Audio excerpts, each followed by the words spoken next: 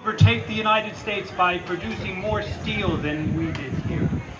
And they told all the farmers to stop growing food and start producing steel. It was called the Great Leap Forward. And the Great Leap Forward resulted in something like 40 or 50 million deaths.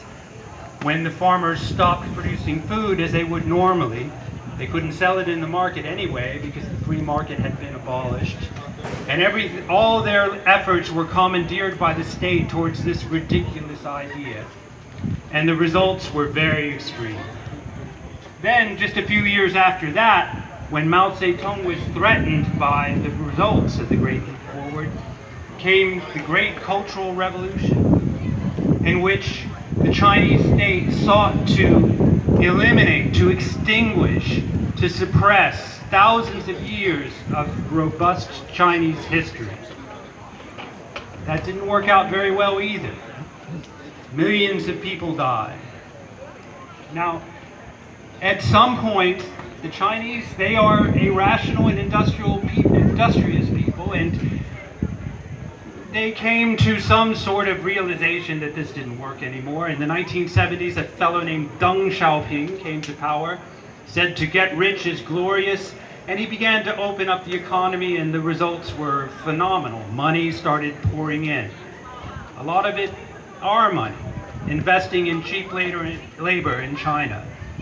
And before long, your tax dollars and your consumption spending was enriching this Chinese dictatorship, enriching this geostrategic adversary in the Pacific, to the point where they are now the preeminent threat to liberty on this planet. The Chinese government poses an enormous threat to the future of human liberty, not just in this country, but all over the world.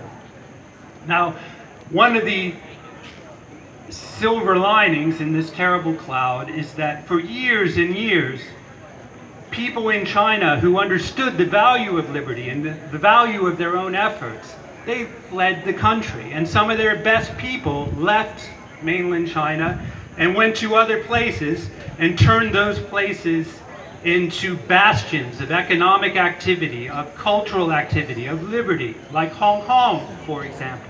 Taiwan became like that, for example. One could argue that sort of San Francisco may be like that. Now, one of those people is with us today. Her name is Ying Li. She is an enormously accomplished academic. And she is now teaching at our own St. Francis University.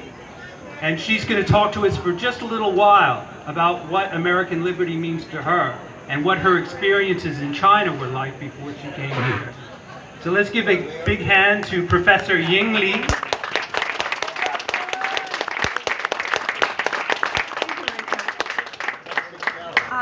So hello everyone. My name is Ying Li. I'm a Chinese immigrant. Richard asked me to talk about my experience in China. I don't know how much you know about China. If you have visited China before the pandemic, you are lucky. If you haven't, I wouldn't recommend you to visit China now or in the near future. My sister-in-law was studying in Ireland at the beginning of the year, and she went back to China in May for her summer break.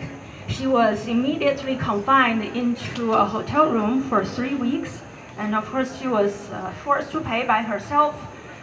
So a nurse came by every morning and evening to poke her nose. She later cried to my brother that she didn't feel like a human but a piece of meat on a kitchen board. That was in May. Now it's been even crazier. They lock down a whole city whenever one single case of COVID is discovered, and everyone in the city is required to take a COVID test within 3 days. And don't worry, they have a way to track all movements of yours, and no one can escape. So you might want to ask, why are they complying? It's not a sudden submission to the authorities. It's been a long process of indoctrination and brainwash. We were taught Marxism at school every year, and we were taught that socialism is the only way to save China, and communism is our dream. So they just filled our mind with fear and hatred. And also the government took away the guns, of course, many years ago. So people have nothing to fight with, especially toward a fully armed government. It all started with, I think, Mao's regime. That was many decades ago. Mao, at first, he promised free land, free education, and free food, just as some of our presidential candidates promised us, right? But they never came. In fact, he started the Cultural Revolution. In that revolution, people were divided into black families and red families. This is not about skin color, but the same game. People fight it with each other, they hated each other. The Red Guards destroyed the statues, history, ancient building, antiques. They broke into other people's home and took away their properties. Students beat professors. Children reported on their parents. Some resources said 20 million people died directly due to the revolution. Many people committed suicide because they couldn't bear with the torture and humiliation. I was born at the 2 years before the revolution ended. It was a relatively peaceful period of China, although it was like frog in boiling water. It has to be lukewarm at the beginning so the frog doesn't jump out. People started to have hope. In 1989, college students organized a protest. They sat in front of the Tiananmen Square to ask for more democracy and freedom of speech. I remember we were so excited. In April, people gathered in the streets every evening to discuss about the development of the events. But in May, things have changed. One day, I was crossing the street, going back home from school.